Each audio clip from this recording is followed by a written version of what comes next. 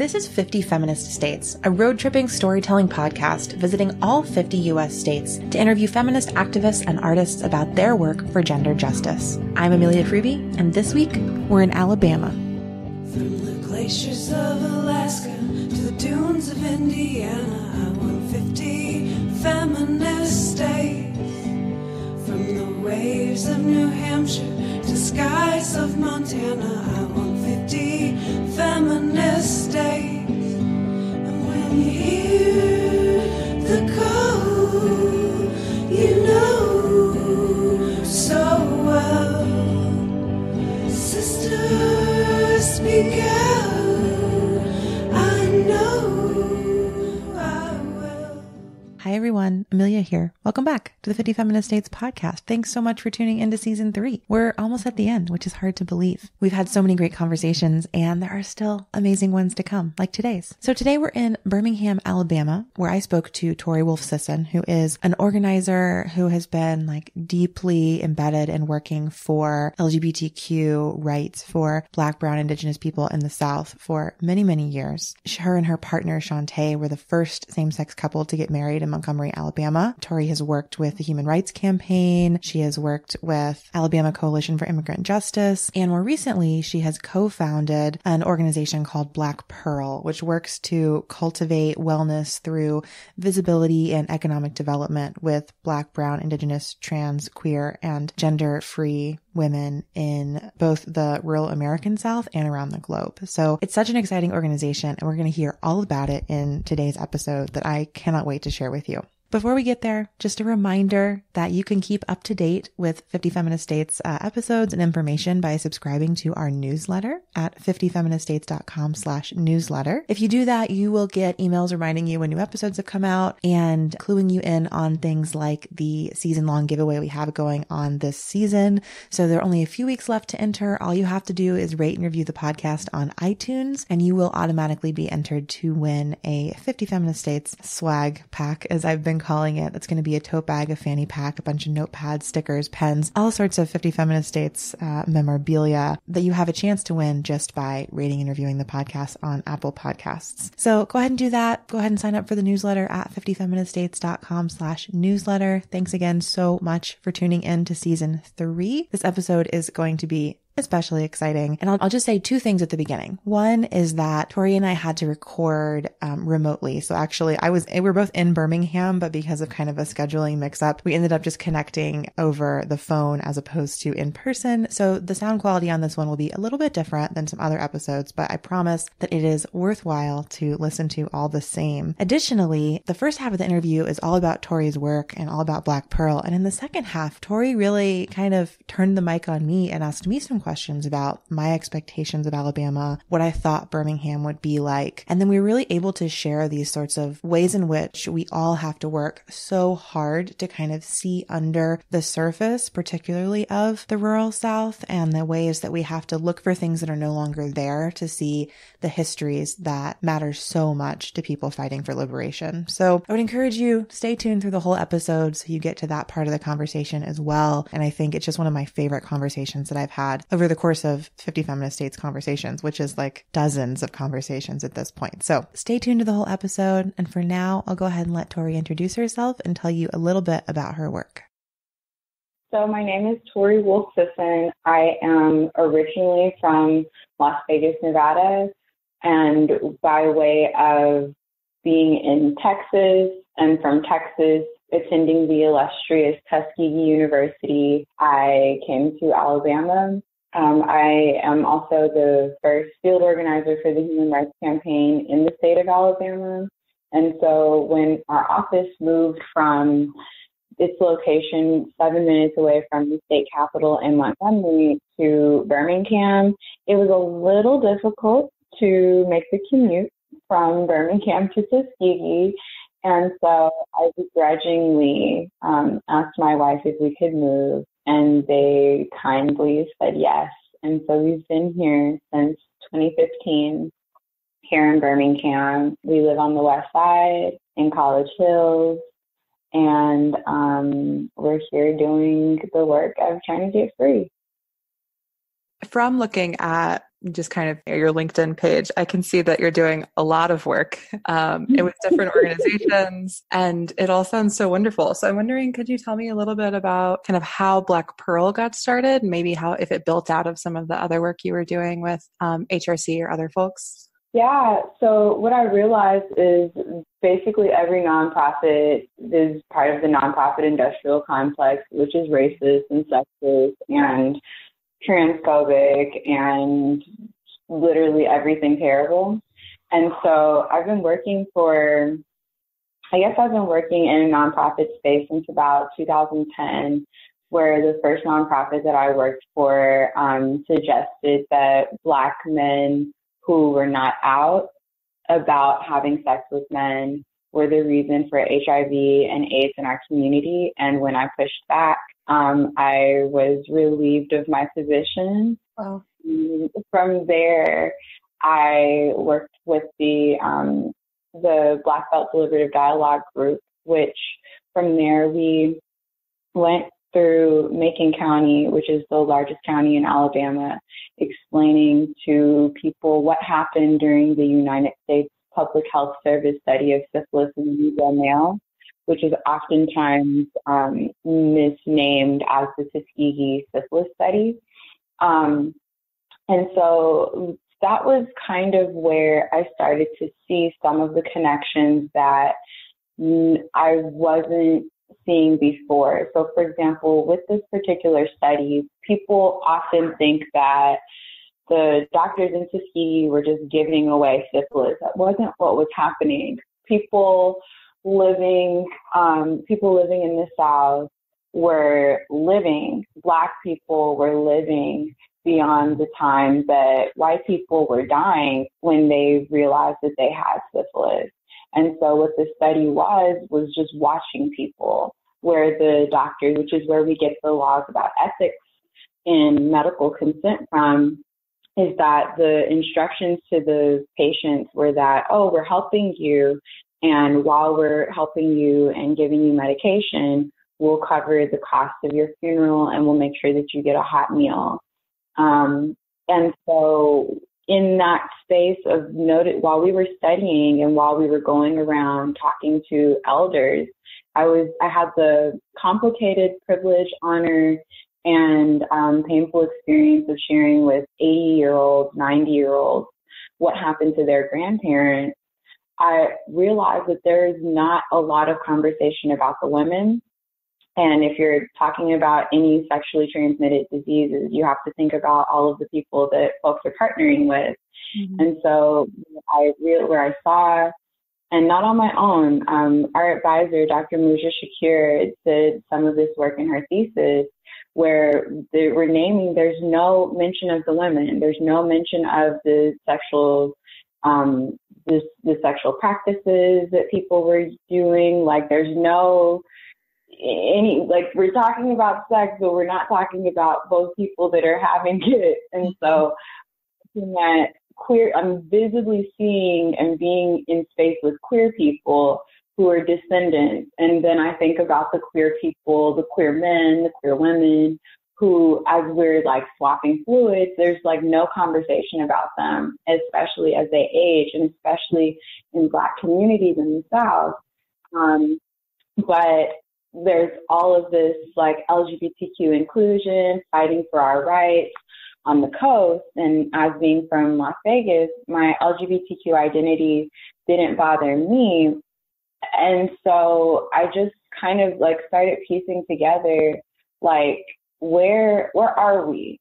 Nobody's talking about us. No one's naming that we exist, but we're obviously experiencing emotional, physical trauma. We're experiencing disease, and we're not included in the conversation. And so that was something on my mind. And I tried to start a gay straight alliance at Tuskegee during the time where our fifth president, Dr. Benjamin Payton, was there.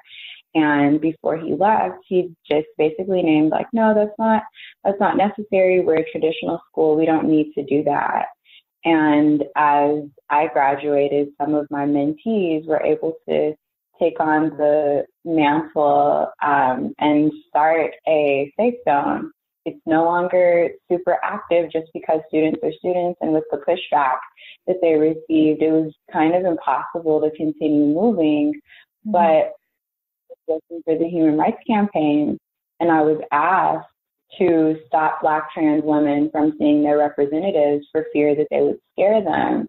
That just continued to bother me, that the organizations that exist for us are not inclusive enough for us to actually be free, because it's impossible for us to have queer liberation in our lifetime if the political focus is on white wealth, or if it's on the inclusion of white trans women with the exclusion of Black trans women, or gender nonconforming, non-binary people. It's just like, and I get it that people are frustrated at all these like name changes and how people are identifying differently. But it's also beautiful that we're able to describe ourselves accurately and ask people to respect that. And so when I was in Ohio during the elections, I was solid that 45 would be elected. Mm-hmm. On every single phone call that I made between the Ohio Coordinated Committee and the Human Rights Campaign call list, the majority of people were saying that they were voting for him. And so I wasn't surprised, but I also was thinking about the role that Black, Brown, Indigenous, trans, and queer people play, especially people who are identify with or are perceived to be women, how we're used in so many ways, but our voices are not heard. And there's also pieces of power that we take on that no one sees.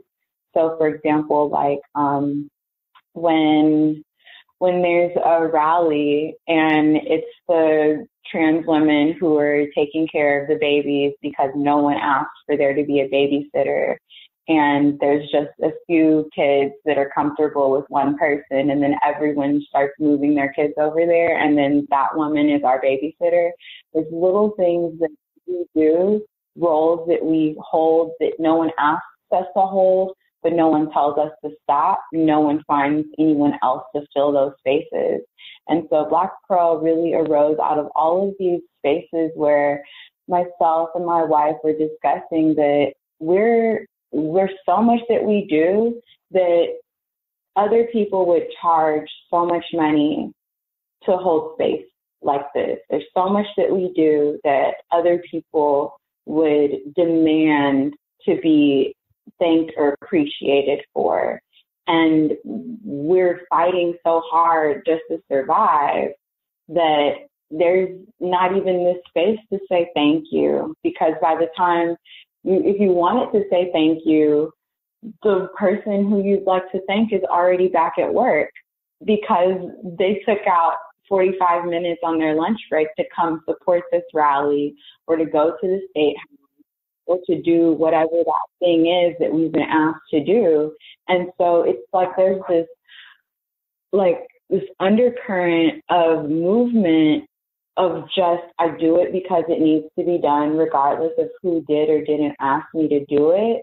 And it just is part of the thing that keeps burning us out. And so we talked about wellness and healing and what that looks like and how we actually do it when we're living in this really weird time bubble where like our lives are centered around the political calendar of the legislative season, the media circus of what's going on with 45 and every other piece of strange legislation that comes out of the South in regards to women, queer people, Black people, people who aren't financially wealthy, and just like how do we provide a space that we feel affirmed, that we're able to heal, that we're able to have time in community, real, genuine community without having to defend our existence. That's kind of where Black Pearl comes from. And I think there's one day this year that really encompasses all that Black Pearl does. May 19th of 2019, Shantae was one of the speakers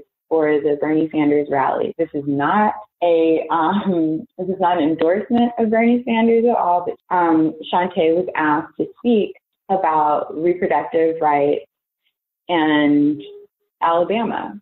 And so while Shantae did that on the podium, I and other people who are Black Pearls, and Black Pearls are literally anyone who is Black, Brown, Indigenous, trans, queer, woman identified, or leaning in this general direction in the rural South, the American South, and across the globe, especially in places that our lives are at risk for being ourselves. And so we called on people like, hey, there's a Bernie Sanders rally happening, and immediately after that, there's a rally to name that we do need to have access to abortions here. And we staged the perimeter. We held space. We provided a space of calm and of peace. We held an altar in the middle of Kelly Ingram Park, which is centrally located to the civil rights movement here in Birmingham. It's across the street from the Birmingham Civil Rights Institute. It's across the street from the 16th Street Baptist Church. It's down the street from the Foot Soldiers headquarters, the Urban League. So in this space, we decided that we were going to hold this healing space while simultaneously another of us, Shantae, was able to hold that political space. And so one of the things that we consistently name is that we can't fight for equality and equity in the State House if we don't have health and wellness in our own homes. And that also means that we need to have access to homes, and we should not be a large percentage of the houseless community. So I know that was long, but that is who we are. Oh, thank you so much. That's like such a powerful story. And I really appreciate its many critical moments and like critiques, the way it's born out of like issues, other spaces, and how much space it holds for so many people that need it in your communities. I'm wondering, that event on May 19th sounds so pivotal, foundational. Could you talk a little bit about some other things that Black Pearl is doing? It seems like you have a lot of programming. I mean, going through your website is just like a treasure trove of exciting and beautiful music and yoga classes and amazing people. So I'm just wondering, like, what else is Black Pearl up to? Everything. Right now, we are entering another season. So kind of one of the things that we've been trying to do, which is really, especially, I'm not sure what the political calendar looks like in Chicago, but over here in the South, it's so insidious. Mm-hmm. So in Alabama, the legislative season shifts by a month every year for 4 years. So it's like, I think one year it starts in February, then the next year it starts in March, and the next year it starts in April, and then the next year it starts like at the very end of April almost. And so we try to make our calendar so that from February to Black Pride, we're ready, we're accessible, we're rapid response. We like whatever space is necessary for us to hold, whatever the need is, we try to fill it, especially in regards to our primary focus, which is Black, Brown, Indigenous, trans, and queer women. Mm-hmm. But beyond, from September on to February, we only do things that are already in the calendar. So right now, our major focus is we have a student who is attending yoga teacher training, and we are trying to raise all of the funds so that she doesn't have to come out of pocket, because one of the things that is really dynamic, and one of the reasons that we are focusing on yoga as a practice, is that Birmingham is 72% Black. There are, including myself, there are 7 that I know of Black women yoga instructors. Mm. Of these I am the only one who is openly queer. But I say that to say that there's not very many spaces that are not just inclusive that we exist, but inclusive in this space that you know for definite, for sure, that your whole self is going to be accepted and affirmed and not just tolerated because of who is at the front of the room. Mm-hmm. And so we're trying to increase the amount of Black, Brown, Indigenous, trans, and queer women, gender nonconforming, fluid people who are at the front of yoga classrooms, because that also gives access to jobs. Because ultimately, our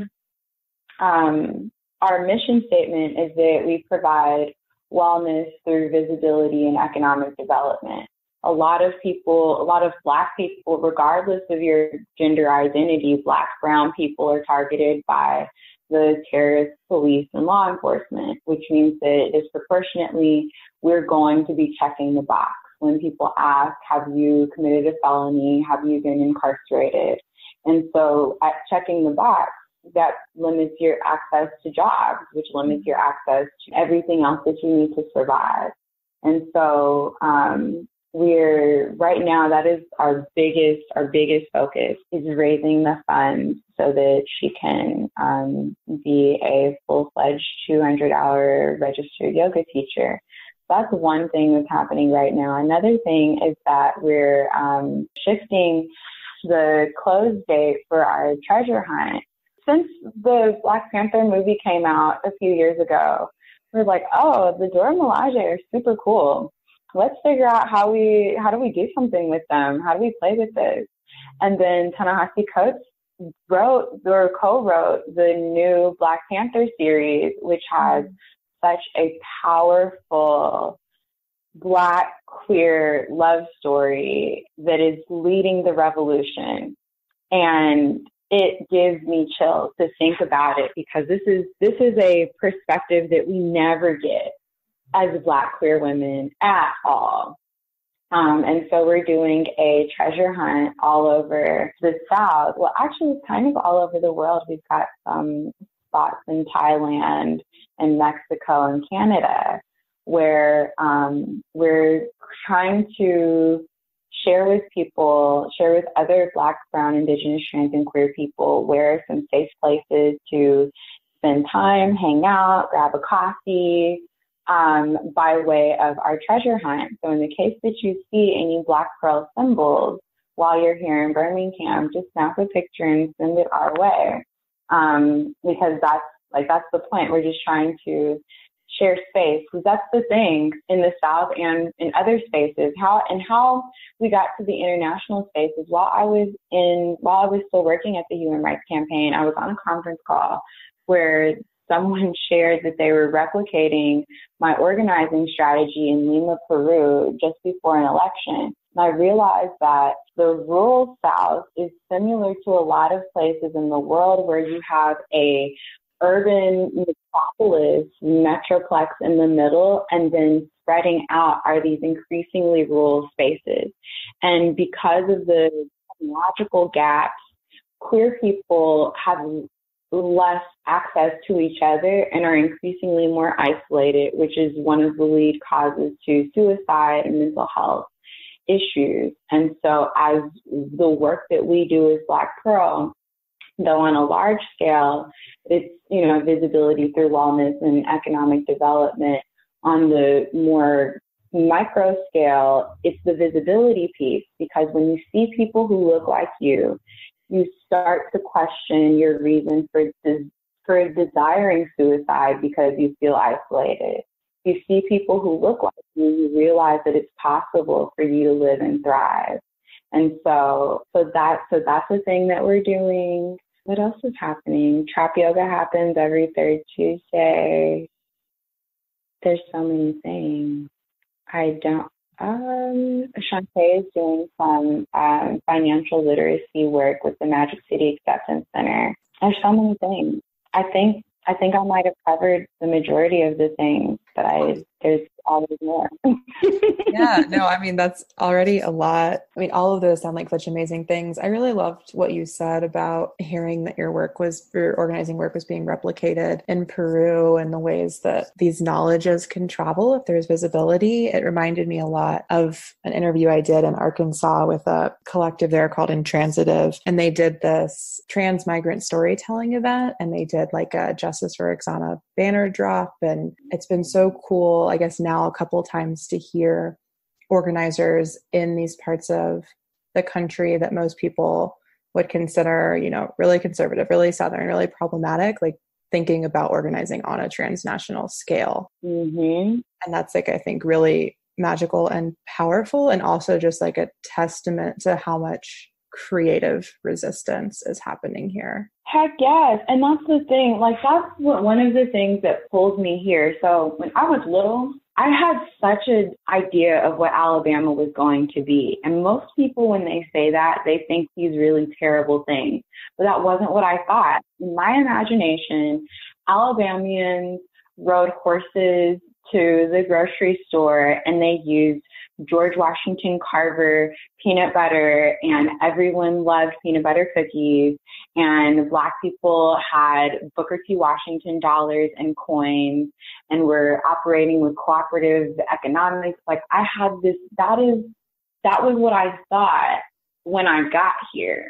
Mm-hmm. And so most people's imaginings of the South are like, oh, it's backwards, people don't know anything. And I had these expectations of grandeur because at some point in some Black history, something I thought, and maybe I felt somewhere in the universe conspired that it's the South that will show the world peace. Mm. There's no place in the world that has had the type of history that the American South has had, in combination with the types of relationships that are demanded to live inside of people's bodies. There are people who are neighbors with their great-great-grandparents' owners who are related to them, and which is one of the reasons why it's so important to know who's related to whose cousin is who is the president of what, who has what organization, because it's almost, if you don't know, you won't realize how much nepotism is taking place for you to understand the differences between wealth and poverty. And so all over the world, we've been participating in these dynamic, radical experiments for freedom, and we're all related. And so it's like here in Alabama, one of the things that strikes me is that in the heart of Birmingham, so I literally live in College Hills, where I live, is just like I could walk to Angela Davis's house from my house. It takes me 7 minutes. I'm just going to walk it really fast. Mm-hmm. We're right here in the heart of the literal blueprint for the civil rights movement in this state. And for some reason, we're not free. And so to me, it only seems right that Black, brown, Indigenous, trans, and queer people who have been silenced, although we've been the spearhead of every single movement for freedom, if it's going to happen ever, if world peace will happen at all, it will happen right here. And so, absolutely, the way that we've been moving and shaking and trying to sneakily get free, obviously get free, find each other in spaces that seem more conservative, like it's the storytelling, it's the connections that we make, it's partying, it's like, being in real, genuine relationships with each other and our comrades. That is, that wrestling that becomes the cog in the wheel that Bayard Rustin asks us to be. It's amazing how things are coming so completely full circle that makes me feel like it's coming. Our time is coming. Only a few months ago, we were in meetings with some of the civil rights leaders who kicked out Bayard Rustin. And so it's 2019, 2020 is basically here. And we're still fighting the same fight, but the people who are at the front are different. And the people who are taking suggestions from us are the people who used to be at the front. And so I feel like the creative change, specifically the creative change, is what's going to be our saving grace. That's such a powerful and beautiful sentiment. Thank you for sharing. Feel like those were most of my questions. Is there anything else that you wanted to talk about kind of your organizing work or Birmingham that we haven't covered? What have you heard of Birmingham? What have you experienced since you've been here? What are you like? I mean, is there anything that you had assumptions about or wanted to see or hoped for when you got here? So I've only been in Birmingham since yesterday, and I'm leaving tomorrow. So I'm not here for the longest time. Let me think. In my mind, Birmingham is like central Alabama. It's a key site in the civil rights movement.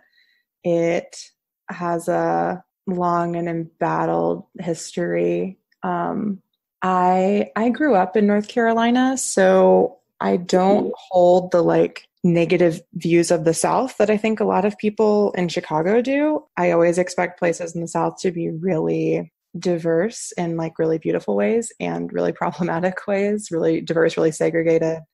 Driving through Alabama, I think I was expecting kind of what I was wondering if I would see like old style like plantation homes or if I would see more like poverty. I'm not sure if I really can tell either just from the highway driving I've been doing. My biggest impression of Birmingham so far has been that this city is so hilly that I had no idea that was going to be the case. It's like the geography of it surprised me. I don't know if that answers your question. I don't feel like I had a lot of expectation, but some of that's because I'm just on this road trip kind of all over, and I work pretty hard to take places in as best as I can. Yeah, I don't know. That was kind of rambly, but that's been my sense so far. That's perfect. So yes, you will not see the things on the freeway. And also, you will not see the things unless you're looking for them. So what I do, so let me like state swap with you. Yeah. I was in Asheville last week, and I was in Greenville, South Carolina a little bit after that. So, and some of the folks that knew that I was there last year were making fun of me, because last year when I went, I started like looking for the hood. I was asking people like, so where are the Black people in Asheville? Where do we go? And I just like picked up this guy on the street and was like, hey, excuse me, sir, you seem like a beautiful elder. Would you mind driving with me so I can find some Black people? And he like hopped in the car, and he's like telling me, okay, like this is where the police normally are, because this is where the stroll is. This is where, these schools used to be predominantly Black schools. Now they've been torn down, or like now this school is closed and everyone goes to this school. So kind of in that similar way, what I've noticed here in Birmingham is that your navigation will take you out of your way to take you around the places that are more impoverished. You would have to know where you were going on purpose to get to see both sides of Birmingham. So Birmingham, like Las Vegas, is like a bowl. So if you cup your hands together where your pinky creases meet, that's about where Birmingham is. Where your thumb would be about where Mountain Brook is, and where your right thumb is about like Fultondale. And so Birmingham is, well, as like going back, this would be where a lot of plantations were like moving outwards towards Hoover. And so in Hoover, I feel like if you have time, there's one house that I can think of that's the quarters of an overseer's house, and the family still lives there. It's really creepy and weird. especially the way that they are preserving these spaces and not preserving other spaces. But so that house, there's that house in Hoover. The Arlington house is closer to where I live, and that's also, that was a former plantation house. It's now been repurposed. It's like kind of a museum, and I could even be wrong about what its purpose was, but I believe at this point it's a museum that also serves as like a community space.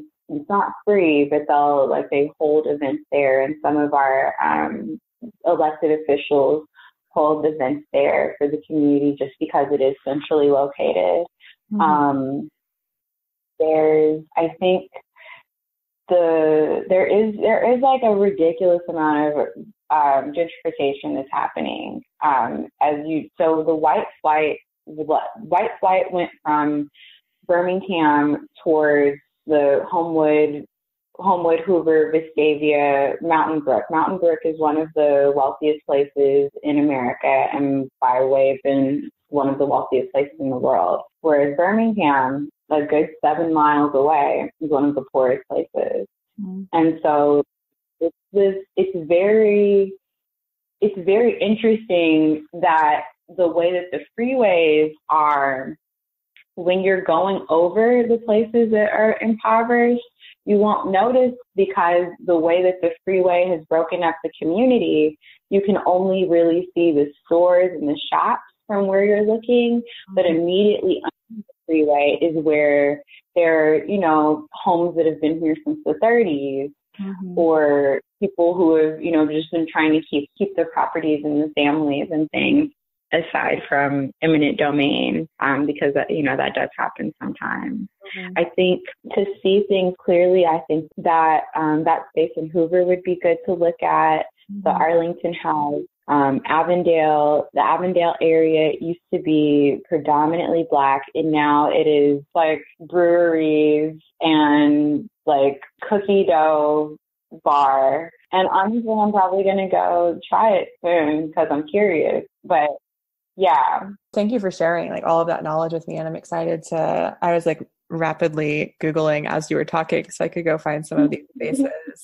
It reminded me a lot of, I just read the piece in the New York Times 1619 Project. There was a piece about like traffic in Atlanta and how the city's like major traffic issues are a result of this exact phenomenon you're talking about, the ways that highways are routed to make Black communities less accessible to everyone, including the communities themselves, and how they're created to enforce segregation. And so then it, like, having just read that, it makes so much sense to me to hear what you're saying about Birmingham. Oh, yeah. That too. And if you go through Montgomery, Rosa Parks' house no longer exists because of this reason exactly. But not even because they built the freeway there. They tore down their house with the expectation that they were going to build the freeway there, and they built it like a block over and tore down another community. Now, I could also be wrong in that, but you know what happens when you get a lot of your information. Some of this stuff is never going to be in a book. And so my degree is in history, and I love the oral history tradition. And so a lot of the information that I get, especially about the spaces that we live in and here, are generally like from a collection of elders who have allowed me to sit and listen at their feet. And so like how I heard about Rosa Parks' house. So if you go towards Montgomery at all, which I would totally implore you to go by there to visit the National Monument for Peace and Justice. It's not necessarily the most fun tour ever. It is pretty heavy, but one thing I do appreciate about the outdoor portion of it is that the weight of the content that you're absorbing has a little bit more freedom to move around because it's outside, and the way it's set up, even if there's, a little rain, you're still covered enough that you can still enjoy the experience as much as you can enjoy the experience.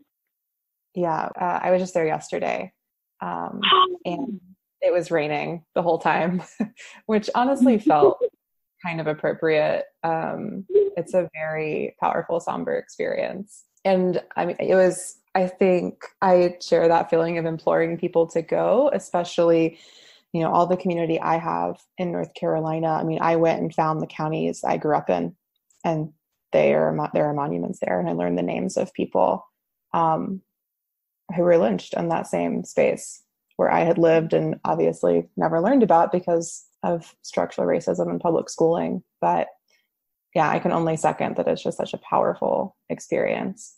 Yeah. Okay. So even without going back, let me tell you. So if you were there, so if you were there and the monument that's outdoors, if you can imagine being where, like, when you first walk in and there's like, you can see the piece where there's like hands reaching up, like they're kind of drowning.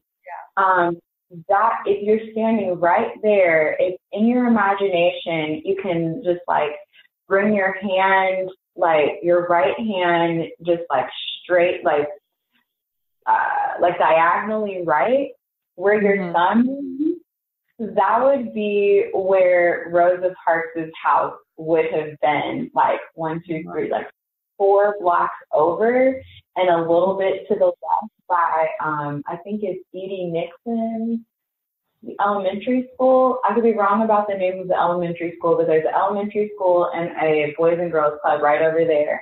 Her house, well, her apartment were right there.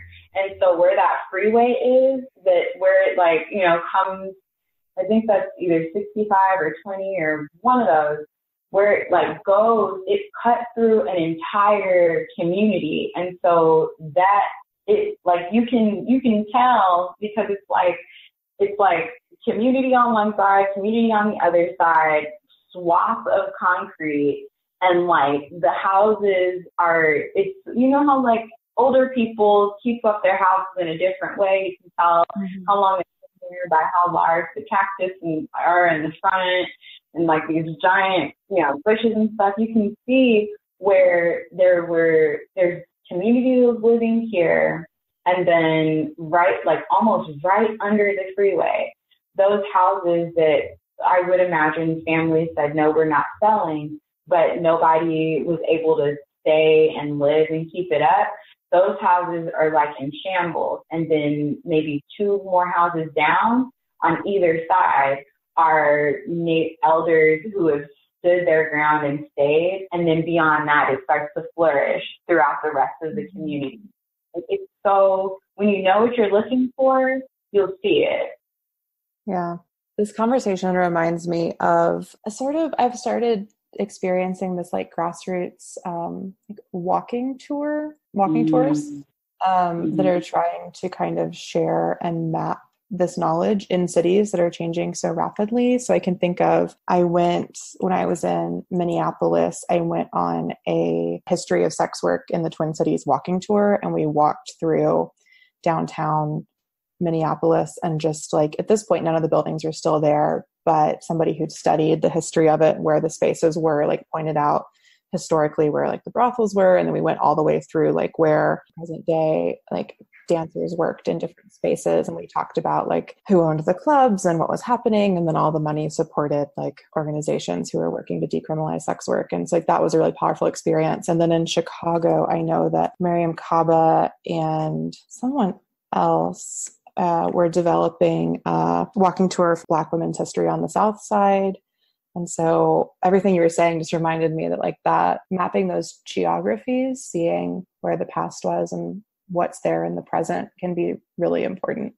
And I appreciate kind of learning that, even just like imagining it with you right now when we're not in that space. Yeah, no, thank you so much. I hope you have safe travels. Thanks, Tori. I appreciate it. Thanks so much to Tori for making time to be on the podcast, and to you for listening to this conversation. We have another great episode coming up in Alabama this week in Montgomery, where I talk to Adrian of Feminist Hot Dog Podcast. So be sure to stay tuned. Go ahead and rate and review the podcast to automatically be entered to win our giveaway. And until next time, I'll see you on the road.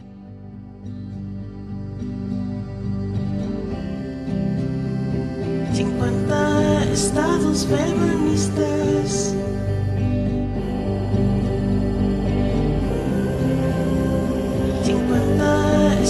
those feminist days. 50 feminist days. 50 feminist days. 50 feminist days. 50 feminist days. Thanks for tuning in to this episode of 50 Feminist Dates. You can find show notes at 50feministdates.com/podcast and follow us on Instagram at 50feministdates. Special thanks to Danielle Sines and Jessica Naria for our theme song. Until next time, wild ones, we'll see you on the road.